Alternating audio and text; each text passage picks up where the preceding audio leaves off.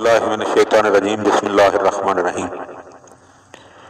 तजल्लियात हिकमत नामी किताब में हज़रत अमीरुल मोमिनीन अली इब्न अबी तालिब अलैहिस्सलातु वस्सलाम का इरशाद गिरामी है कि मन क़रअ बाबल्लाहि फ़ुतिह लहू, जो अल्लाह का दरवाज़ा खटखटाएगा इसके लिए वो खोल दिया जाएगा। और इसी किताब में हज़रत अमीरुल मोमिनीन अलैहिस्सलाम का इरशाद गिरामी है अदाई बिला अमलन कर्रामी बिला वतन, बगैर अमल दुआ करने वाला ऐसा ही है जैसे बगैर कमान के तीर चलाने वाला।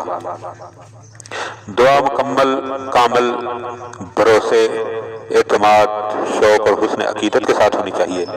बस इसकी रहमत से मायूस होना उम्मीद होना नहायत ही नादानी वाली बात है। इसकी रहमत बहुत वसी है, जैसा कि इरशाद परवरदिगार है ला तक़नतू मिन रहमतिल्लाह, तुम लोग अल्लाह की रहमत से ना उम्मीद न होना। दुआ गुनाहगार के लिए मुश्किलात और दोज़ख से महफूज रहने के लिए एक हथियार और ढाल है। हज़रत रसूल खुदा सल्लल्लाहु अलैहि वसल्लम इरशाद फरमाते हैं कि अद्दुआओ सिलाहुल मोमिन, दुआ मोमिन का असलहा है।